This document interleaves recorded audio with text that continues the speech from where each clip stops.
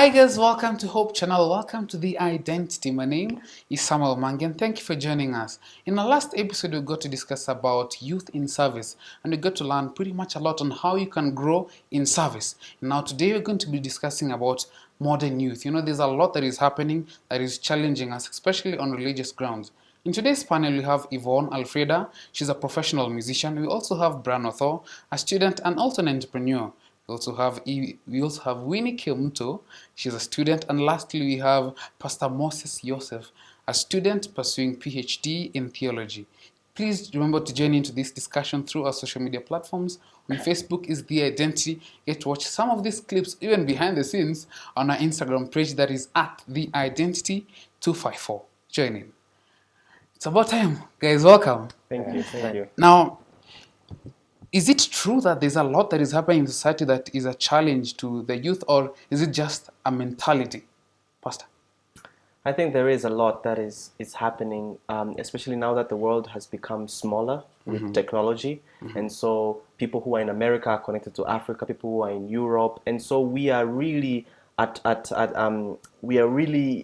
receiving a lot of things. And with a lot of things comes a lot of negative and positive influence that could happen. And so with that, it's really challenging the young people. Now, borrowing it from the last episode where we were talking about growing in Christ, and we at the conclusion we were looking about spiritual fanaticism and legalism. That clearly tells us that we have now become a global village, that something that is happening in the States, in South Africa, in Malawi, in Ethiopia, it can equally be impacted, rather be felt in our local country, specifically where you are. But then there's something that is more like uniform in all these countries. There's this thought of it looks and feels cool to be outside the church, to be an outsider. Winnie, have you interacted with some people who borrow this mindset? Yeah, sure. A lot of times, the concept of postmodernism has come into the church, where people feel it's not fashionable, it's just weird to be a youth and you're in the church. So people prefer to be outside, not knowing that in the church, actually, there's a lot of fun. Have you seen some pictures of the churches in the western part? And mostly you see it's like old people with gray hair. Yeah. You're like, man, what? That's the religion of old people. We young people have our own kind of way of doing things. And young guys, especially, I think I've seen this in the States, where we have young pastors who go all the way to put on jeans and jackets and, some kicks out, which you're like, whoa, okay, this can be integrated in the church. Please, what do you think about this?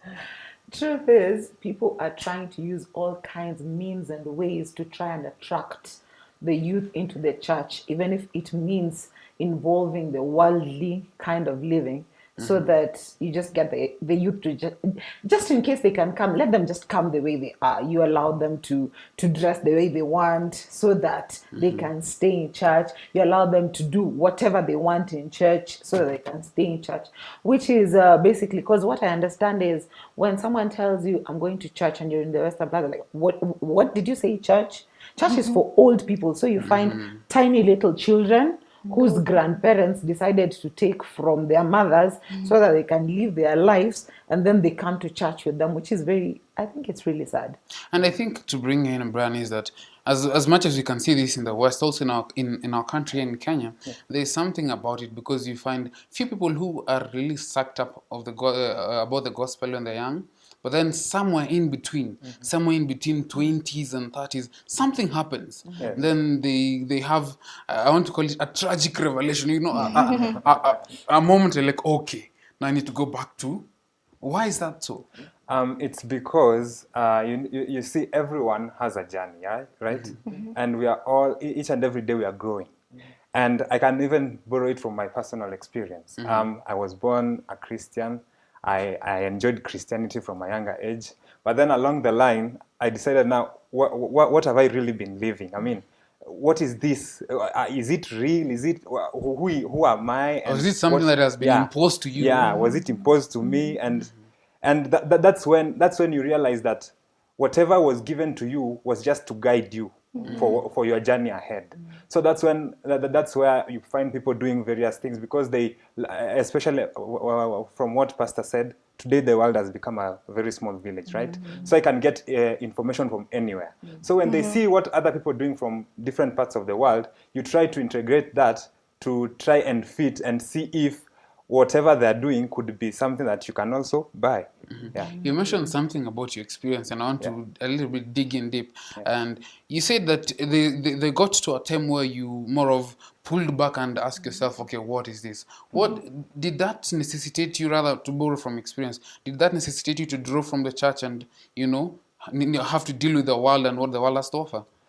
Yeah, at that time, based on the principles that had been given to me, my mind was like, now let me step back. I don't want to do anything. I don't want to do what somebody is telling me, because I realize that some people, whatever I borrow, might only stress me at the end of the day, because I might not really achieve what those people are doing in my life, because different places, different people with different capabilities, you see, and so I decided to step back and just be me.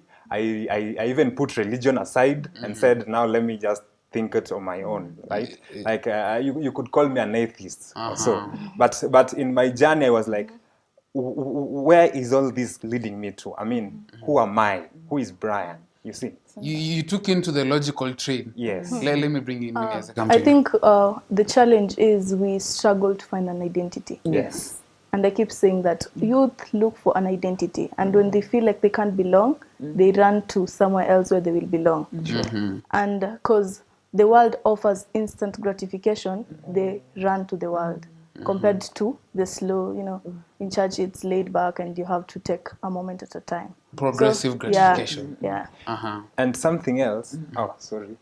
And something else. People, a person who is in that state, you see, most of the things that we want to emulate, we find them from social media. But we don't realize that the same people who are posting those things are also looking for gratification. Yeah. So you end up, it's like a doctor who's sick and going to a fellow doctor who is also suffering from the same disease, and he's seeking for solution.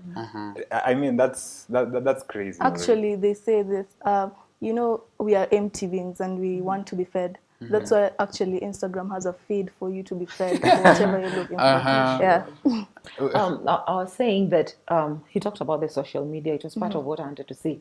But apart from that, you find magazines, television, everything that we see has basically been put there for us. That's what is being sold to all of us as cool.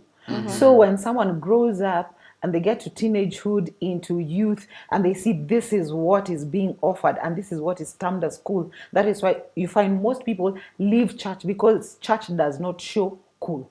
They have a perception of that is their life, That is instead the of cool. That is instead the of cool. realizing that being in Christ is the life. And Pastor. I think what Satan has done, he has brought in so many different types of experimentations that people could do out there. Before, people were not so crazy because they didn't have this knowledge of what could go on. But even I have friends who have become agnostic, or like they don't believe that God is there. Some and when you just type on Google of how can you doubt God? Oh my word, you have a lot of things and it fuels your doubt. And so I think that the way that you said it's a global village, he has provided an avenue for many of the young people for us to say, maybe I should try something different from God. And this leads us to a very dangerous path, which very many get lost. Which more of brings a mental picture of the road to heaven is Narrow. but then the road to hell is big. I mean, you have a plethora, you have a choice, you have a range of choices. And then I want to go to our local church, and speak about one of the challenges that I think and I see personally from a personal experience that is a challenge to us. There's this whole point of a social class placement, I don't know. You're a member of Parklands Estate Church. Yes. Is this happening in your church? We have cliques. Depending. If you have a car, you have a particular clique. If your English is a bit polished, you have a particular clique. if you're from a particular school, at times you have a particular clique. It depends on if you went to the same university, you have a particular clique, and you find that there are social classes that have been created depending on what you have. The richer you have, the richer you are, the more you have friends who are also rich. Like you can't find someone who's from low class, like who's sort of struggling in life, and hanging out with someone who's really rich. At times you find it is quite hard, but unfortunately that's cutting through all over, like all the youths, all over the churches, all the universities, wherever we are. You find that people relate mostly with the people of their same social class. I would, somebody would say that this only happens in Kenya. Pastor, you come from Tanzania. Is this also happening in Tanzania? Yes, I could see that there are people who are very influential, and you know, if you associate yourself with those people, then you're good. Like, and if you go against those people, then things will not work. Like, this is mostly to do with church administration and etc. But I also see it in young people where the young people who have jobs and young people who don't have jobs who are still looking, that could also be a challenge. I think also that boils down to even I'm sitting and looking at my youth group. You have people who are in school. These are campus guys. Yeah. These are O-level guys or high school guys, depending on what level you are at. And is this really a bad thing, Winnie? No, well, it is actually two-sided. It's actually bad. I'll start with the bad side. It's bad because, you know, when you have them cliques and visitors come, you know, we are called to be witnesses. When visitors come, they'll notice that, you know, I can't fit in because there are clusters. And the visitor won't know where to join. Maybe I'm a first time, I've just walked into this church and to find God, but I can't find because I'm seeing people segregated. People are busy. And then you end up losing the soul. And Sema, in that church, I can't fit in. So I gotta leave. I go back to the world just like that. I once had this experience. I went to a church. I wouldn't mention which church. But then during lunchtime, you know, in Africa, we have this tendency of, because it's lunch, we need to go and eat together, you know. And apparently, being in that church, you know, there's some churches that you go in and, you know, everybody knows we have a visitor, you know. But in this church, I went there for almost a month. Nobody knew I was a visitor. I'm like, okay. Maybe it's because they had a huge population. But then even with the youth, I mean, you can easily like, oh, you're a new guy, you know. It wasn't there. And then now for the lunchtime session, of course, I have to say I was hungry. You know, I was there at 8, I was hungry. But then during lunch hour, I realized, people just went to their small cliques. Some small cliques. I was wondering, okay, for me, you know, I had a level of understanding of, okay, you know. But then I was wondering, just as you said, for somebody who doesn't know God and desires to have an experience and comes to a church and sees this, you know, where would he fit in? I mean, the first thing would be, he will just think of an exit. Where is there? And for sure, he's not going to come back. Brian. Well, on that note, there are different ways that you can look at it, and there are a lot of dynamics that play in. I mean, the Church of God is always growing and light into light, right? Yes, this, I think it boils down, for example, to those of us who have understood how these things work. I mean, if it was me in your case, I will take an example for myself. If it was me in your case, having understood how human beings are and people are empty, like my sister said, all right, and people are looking for something to identify themselves with, and they are also social beings. So having understood how these things work, I'd be the one to break the barrier. You see, I'd go and just get to know and you know, interact with them, because I believe, you see, like let me take the example of Christ. Christ knew so well that these people are having a problem. They are not social, etc. He could just come in and, you know, get to interact with guys and bring light for them. And so me, I would also take that same example. I'd go there, just I understand their situation. Maybe they just don't know how to go about such things. There's a visitor in town, but some of them are like, how do we go about this? I mean, maybe the elders said we should take these things easy. Maybe it's a stranger, and matters of security nowadays, you can't just do things. Yeah. So I think for different dynamics, sometimes it calls for spiritual As I bring you in, discernment. as I bring you in, Pastor, there's a young guy who's going to watch and say, okay, what we're clearly saying is that this is an issue that is in existence. Yes. We're not saying it's a good one. Sure. Yeah. We're not saying it's a good one, but how we react to it will basically tell more of where we are at.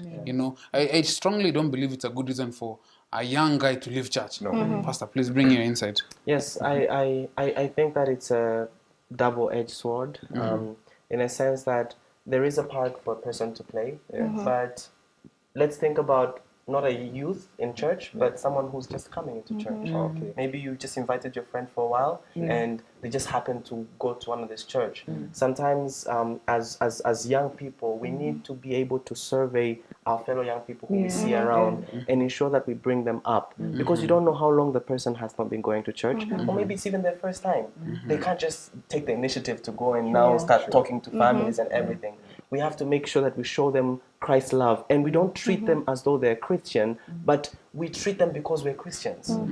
So even if they're not dressed right, or even if they don't fit into that category that we have of what we would interact with, we need to break that barrier and go to them and ensure that we show them Christ's love, that even if they don't come back to church, they would always have a positive experience of coming to your church. True. That also brings the light to something that I was sharing with a friend of mine who apparently she's from that church, and then I was telling her this, and I said, this is your church, I don't say this is your church, and she was like, no, man, she was like, let us move from that mentality, and let's break these chains and realize that it's not about the church, it's about who I am. What is my responsibility in the modern society, in the modern youth? Winnie, as I bring you in, please I add had insight. something to say. There's something I learned recently, that when you're praying, you should always pray for a divine appointment. Even when you're going to church, you never know who you're going to meet. Yes. And as you've prayed for it, always be on the lookout, because you never know who God has appointed for you. Yes. True. So as a youth and you're in church, All right. look out. Amen. Just check. You'll find someone. Amen. Yeah. Also in the same light, I think there are very many other challenges that happen, and I want to look at it in the youth society. That for those people who have already gone and identified with a group, and there's always this feeling of, Bran is a good preacher, she's a good usher, but what can I do? I'm just an introvert. Yeah. What do you have to say about that? Most of the time, at least in my church, we usually have a recording of there's something called AYP, and you write what you do as a career. Like they have taken records of what everyone does in the church. When you come in, it's put in the record sheet for the personal ministries. So every time they do even church selection on who is doing what, they go through that and they see people's strengths. There are people who are quiet, but they're actually good at ushering and smiling and welcoming people to church. There are people who are quiet, who can actually work well in the treasury because they don't really relate well with people. So when you have an opportunity, for example, your church doesn't have this, create the opportunity among the youth so that you can be able to know what is the strengths with these people. And then we have things like Social Sunday, whereby you find people are together, people introduce themselves, what they do, and you'll come to realize when you interact with people, you'll come to know, okay, this person is quiet, but this is their strength and this is their weakness. And that is how they can be able to be offered what to be able to do in the service. Pastor? Nothing that if you don't do anything, you will literally just be dying out. So You want to be growing. you won't be spiritually. growing, and you won't feel a part of a church, and it will be even easier for you to go out. But with this global village, as we call it, there are so many innovative ways of young people to be involved in the church. They could be able to do different things, go to the prison if you're extrovert, even if you're introvert, you can create cards, whatever it is. There are so many different opportunities that are out there, and so don't feel like, okay, I need need to be led. I need to follow what the pastor is saying, what the youth leader is saying. Find a place for yourself that I want to contribute towards helping the church grow. It's more of taking an An initiative. Yes. Yeah. Be responsible. That's right. In this day and age, we cannot afford to think in a piped way. Yeah. Sure. And again, I'd say that as much as we were talking about modernization, right? I mean, modernization has come with social media once again, and I realize for some reason, I think social media has really made us to forget, or rather not to cultivate our social interactions, because we most of the time, I've realized this for myself. I mean, most of the time where I'm chatting with a person on WhatsApp or Facebook, but then when we meet, it's like, do I really know you? You can't talk. You're you can't, detached from you the don't, reality. Those things that you could say on social media, you can't now say them right like face to face. So we've forgotten that. We've forgotten that we've not really cultivated on our Person-to-person interaction. yeah, person-to-person interactions, and so we rely on social media most of the time. So you find people expressing themselves more on social media against Person-to-person, personal- face-to-face. yeah, And I think face-to-face. this, and I will probably re-echo it. We're in a generation, a society, a space where we cannot afford to think like our old folks. You know, the time is now. When you speak about modern youth, it's about using the opportunities that are given to us, that in the circles right now, that we can use them to explore ministry. But then I sit and also think about you know, as much as I said you have different talents, there are people who think now because Brian is a good preacher, or rather when now pastor is a, you know, is a pastor, you know, all that. And I think it's a challenge to the church and also to the youth to come out and speak and, you know, put their abilities and gifts for Christ. Now we are going for a short break, but after the break, we'll be speaking about some of the postmodernism changes. And I'll just give you one to give you a tip of what we're going to be discussing. There's a huge wave that has been going on of women empowerment. Has it come to church? And if so, what are the effects? Join us after the break. Interesting.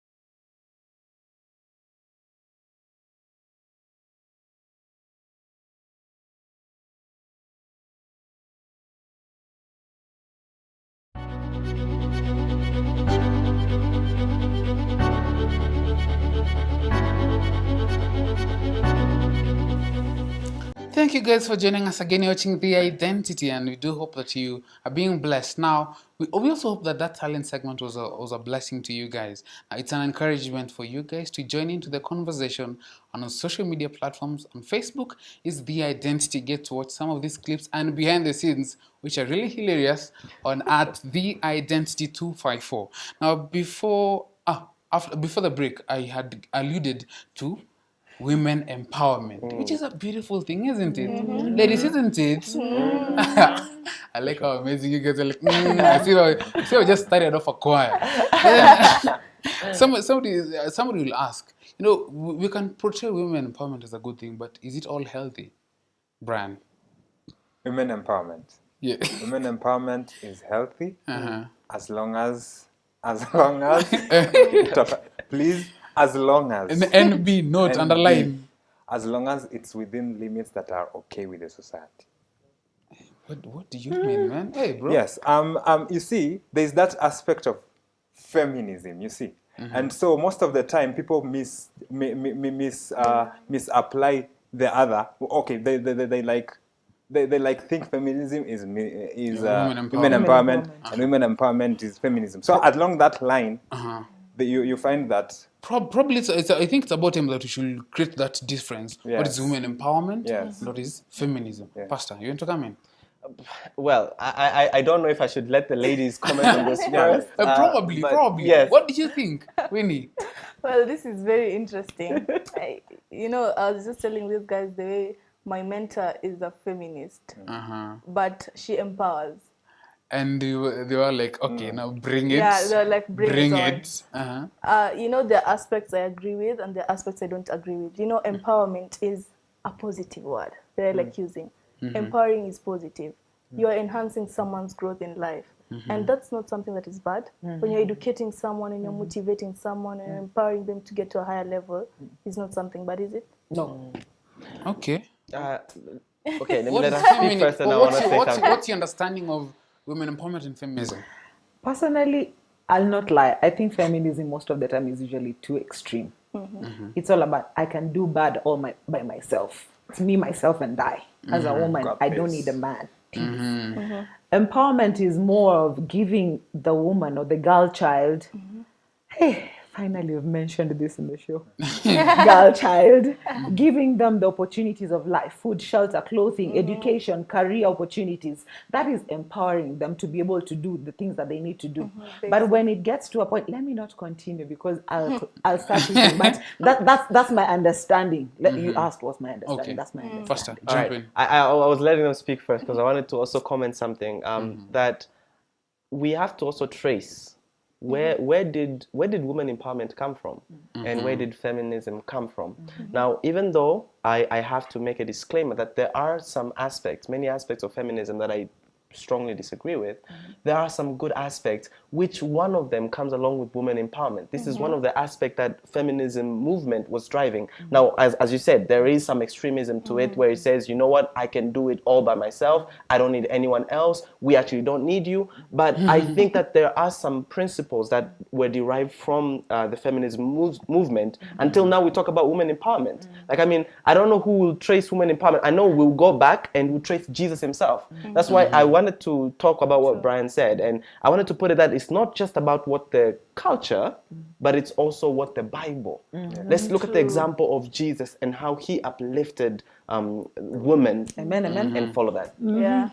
I mean, I wouldn't say I'm a feminist. My friend who's watching will just say, Sam, stop lying. You hate feminists, you know. But then this is my take. This is just my personal take. Women empowerment is beautiful. It's beautiful, sorry. It's beautiful. There's nothing wrong about empowering women. But then empowering women in the expense of the other, that's dangerous. And I think that's where those I think that's also has also come closely to the church, and even in the element of challenging issues like ordination that I would not want us to go to. let's not Let us not go through that. Let's not go down that road. But then just please But I want to bring it to church as you are trying to do so. Yeah. I think that this is something that is greatly needed. I would love to hear more preachers, Amen. like more Amen. preachers who are women, more people who are going up at the pulpit, more people who are leading out ministries, because they are also gifted and talented. But even though we talk about it, this is why we also negate it, but we don't really see it as young people, and I think it's discouraging. somebody will watch and say, you guys have not probably, dissected that whole feminism and given it a raw feel, a rawness that is truly felt at home. There's somebody who will watch and say, feminism to the experiences that these are women who say, I do not need a man. I can do this by myself. Is that the case? Because I know the origin, because having gone through some few articles about feminism, it all started off from a good point, let us empower a woman. It's more of, because women have been suppressed for a very long time, and they generally have good talents and good things that the society can benefit from. Yeah. That's my understanding from its origin. But then how it has amalgamated to the kind of feminism that we see today is totally different. But then genuinely, let's go raw. Let's go raw on it. During the break, we were having an argument here already about this. It has gotten to a point when you talk about women, I can do bad all by myself. It goes to a point whereby, yes, you have your own money, so you're sorted. You have your own house, so you're sorted. You want a child, you go get a sperm donor, plant yourself, sorted. When you feel like you want to have a sexual desire sorted out, you get sex toys sorted. Like, it has gotten to a point whereby we have moved away from God's original plan of a woman in the house or in the society generally. That's how far it has gotten. And you find someone saying, I'll never get married, I don't need a man in my life, which is not true, because originally, if I think correctly and I know my Bible correctly, the man was the lady was just created to be a helpmate of the man. Now when you remove that, who are you helping? It's just a question. Pastor. I'm really battling with how you're putting feminism, because I know of feminists, especially like there's some strong authors that I'm following. Example, Chimamanda Ngozi Adichie, and she's married, and she also talks about that concept that when people say feminism, they think it's people who don't shave, they don't need men, they don't need everything. But you could see in her speeches, even though she's proclaimed herself as a feminist, yet she talks about this aspect that what if your child wants to be a civil engineer? Would you tell her no because she's a lady, that this is a field for men? And she just wants that empowerment aspect. So as I'm saying is that I'm sure that many of our followers also are following some of these people. And so let's not make feminism as all bad, because there are some people who are proclaiming themselves to be so. And it is actually good. It's actually women empowerment. So I'm saying that the wrong side of feminism, the extreme side, is the wrong side. Let me throw in something into this discussion. And I like how it's flowing. For me, the whole battle of feminism has always been on the question of equality. Women, there's that sphere of we are equal to men. But then when it comes to the religious part, is it so? And there's another point of view too. But before I give my thoughts on it, please come in. The author she has just mentioned says that for you to be a feminist, you're not supposed to deem men lower than you. You're just supposed to be an empowering being. You're empowering women, not to dim them down, but to empower. That's what I wanted to add. Wow. Okay, Brian. Wow. You look lost in thought. You are. I've really been thinking about this whole thing about feminism and empowerment. And this is what I think. Wow.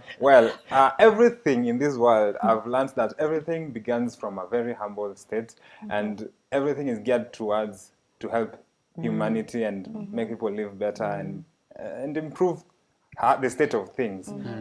Well, empowerment for me now, based on how pastors put it, well, I have a dividing line, and this is how I look at it. Empowerment begins when you want that one who has been the one who has been denied some privileges to understand that they can also have the same privileges. Now, when you come to the feminism part of it, you see, when you're given a chance to acquire some certain privileges, you'll feel like, now that I've been given this, I should look like those people who have always been given this privilege. So I'm a lady, I want to look like a man, I have now this opportunity, so let me go there and show them that even ladies can look like a man. We can handle this like men, right? So that I think that's where we should now make things right and tell the ladies it's okay, you can pursue, for example, engineering and be a lady. You don't have to go to the extremes where you put on want to some pants lift and up goes some presents and you want to look like that man kind of person. Actually, one time we were discussing with my friend Alfred about it. They were like, it comes down to the aspect of equality in opportunity. In terms it's of about basic, equality of opportunity. In basic needs like water, food, education, all those things, we are not supposed to, like, say men get more opportunities on this than female, but as I bring in, I think that more of makes sense to our discussion in this light, that personally I have always had an issue with women who think that we are equal to men. We are equal from a God's view. We're only equal from a God's view. But then, but about relational, we are equal because we are human beings. But then, in reference to the opportunities that we have, for one thing that can be said generally in Africa, not all women get to do the career that men are doing. And I think that is one thing that it should be given equally to everyone. But then to the point of where the woman now wants to prove that what a man can do, A woman can can woman do can do better. better. No, that is, for me, that is a Well, Yeah. pastor. Yeah, that is a problem when in any sort, Yeah. even if a man is trying to prove that they can do a better Yeah, job sure. than a woman, Mm-hmm. there's a problem with that as well. I think we need to go through it in a spiritual aspect, in a Yes. spiritual eye, that what would Jesus do, as I was saying. Amazing. And one thing that I just wanted to highlight is that we were created equal. Yes. I wanted to say that it's really man and woman were created all Equal. both in the image of God. Nobody was created after the image of another, but the image of God. But of course, in the beginning, God assigned different roles, and you Yeah. could see that these roles, it was not that one is a bigger and a better role than the other, but these were equally big roles They that were showed, heavy roles. yeah, that showed that women were also given massive role, the Yeah, same as men. yeah. So I think that that's really important. Sammy. and Okay, please. No, you can when- discuss some issues. Who's going to talk first? okay, let me empower the woman. Nice. You can go first. No, when he was talking about the roles, I remember there was a book I was reading that was called Fascinating Womanhood, and it brought in the aspect of the man being the provider, protector, and the lady being the homemaker, and there was something very interesting that came out in that book, that it is equal yet not equal. Everyone just needs to understand what they were created for. In that, I will not try and start protecting my husband because apparently the rib that's missing is on the side of the protection and all that stuff. But when you look at it, when you're able to fit into what you were created for, there won't be this fight. Very true, Yeah. Brian. Add voices. Yeah, I wanted to add this. Pastor mentioned about creation, and when God created, by the way, it's clear they were all equal. Equal. But something that it does not necessarily mean that the balance was changed, but after sin, kind of the thing changed. The equality kind of changed. You will be subjected to this and this and that. But we see that God did not really diminish anyone. Yes. It is just a change of roles. And if we understand correctly, the woman was supposed to be a what? A helper. helper. Now when we go back to the woman can do better what men can do. So far I've seen such successful marriages, even for the old guys. They will tell you one thing: without this lady, I can't do it. Very true. Yeah. Very So, true. so we women were given to men. For me to help you, if you have a problem, I should be in a better state. I should be stronger than you in some way, because you're also strong, but you're already weak in an area. So I'm supposed to help you. I think- so how will I help you if I'm less of a?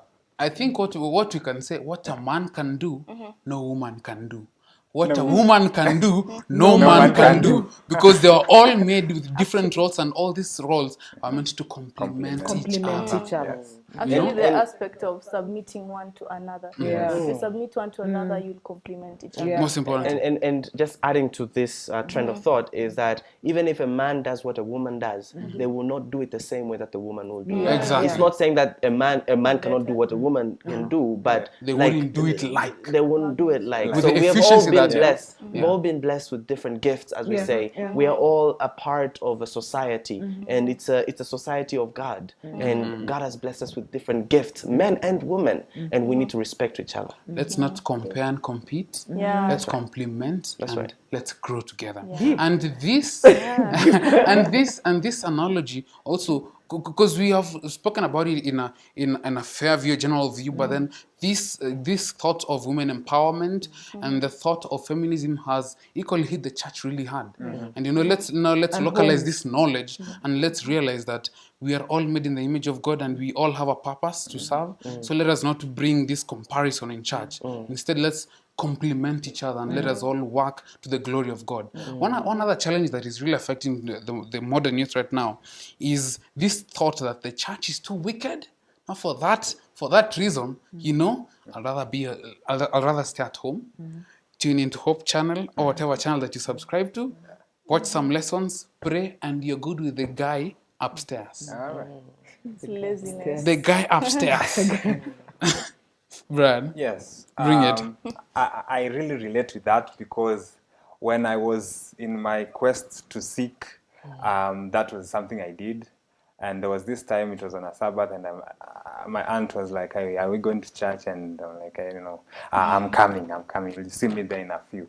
But then I stuck in the house, and I'm like, I'm not going to church. I don't want to look like a hypocrite in church. I'm there, but I don't believe in God. So I just said, let me just watch Family TV today. There's the channel Family TV. So let me just watch it and see if there's anything there.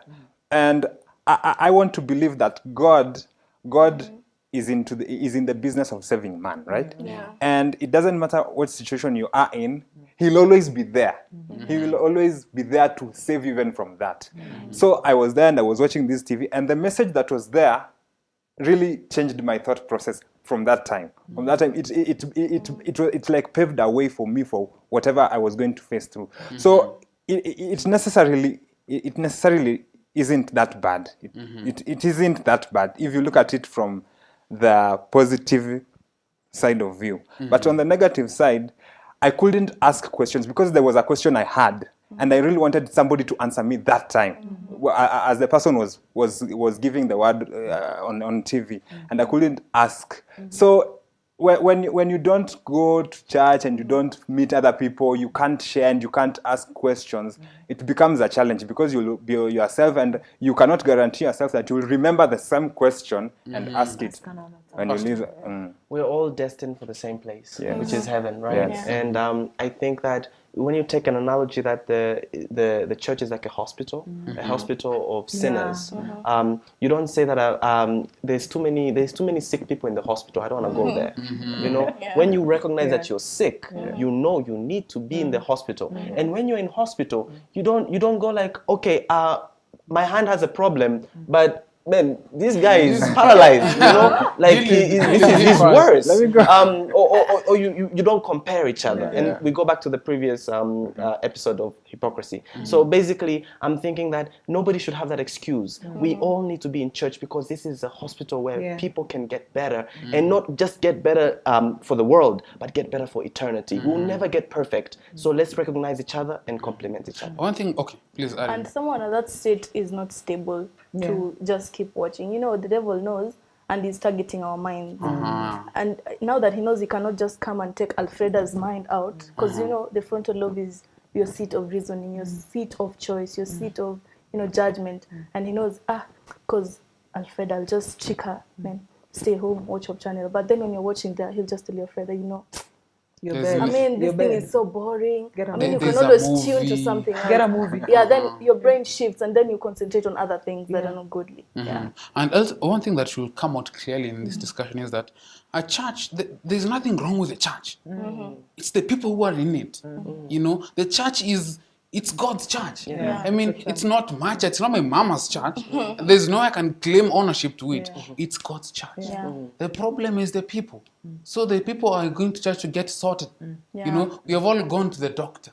So let us not look at the patients. Let's look at the doctor. And something else I would add to that is that let's take our battles to the right person. Yes. True. When you're facing such kind of difficulties, instead of looking at the church as somebody's church, you should be taking the fight to God, because He's ready for the challenge.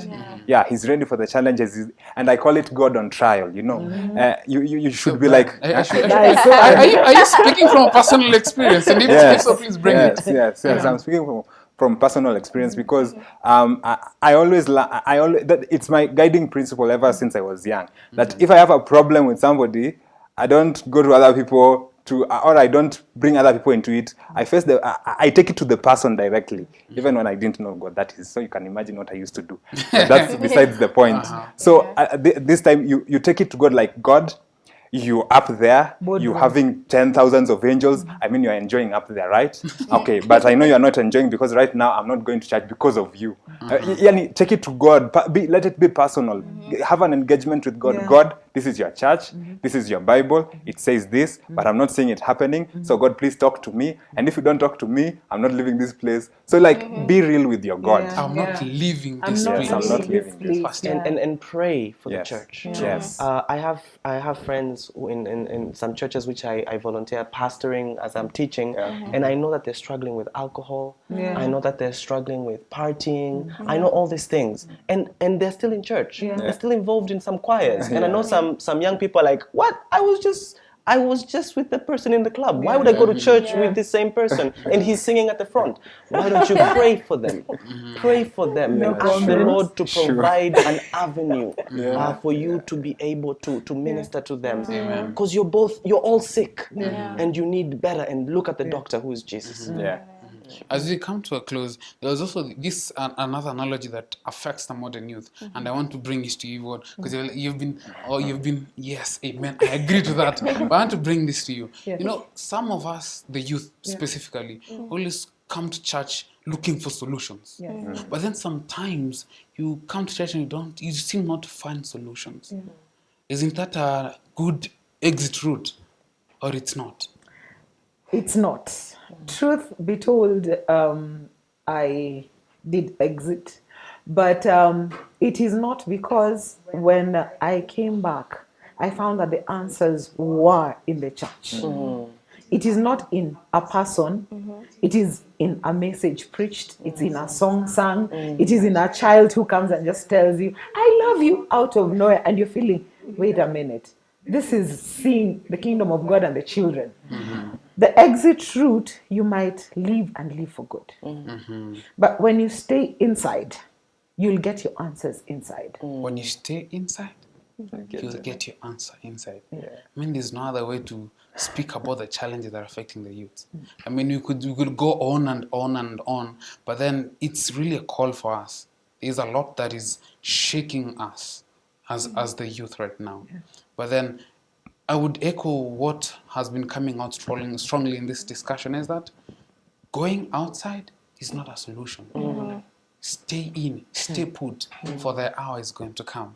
This reminds me of a story that is shared in John about how Jesus was sleeping in a boat. And then the disciples were busy trying to save themselves. But then until when they realized that Christ is there, and they were like, yo, man, we are dying. Don't you care? That's when he rose and says, peace, be still. Amen. Modern youth, in this generation, we have a lot that is happening. We have a lot that is going to challenge our understanding of religion, lifestyle, diet, and everything, even the church. But then, what is your choice? What would you go to? Would you leave or stay at the feet of Jesus Christ? We've come to the end of today's discussion. Please interact with us, share with us about what you think are other challenges which are affecting this church, which are affecting the youth in this generation. And until next week, you've been watching The Identity. Be blessed.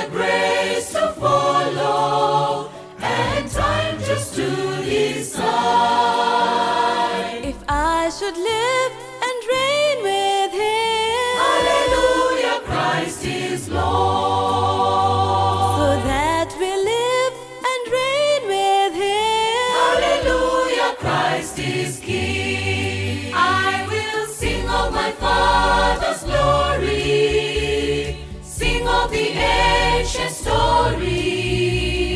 Live all my life to seek Him, never again to forsake Him. I will humbly embrace tomorrow, trust in His will from now on. Christ is my answer from today. I will love Him more and more, so that we live and reign with Him. Hallelujah, Christ is Lord.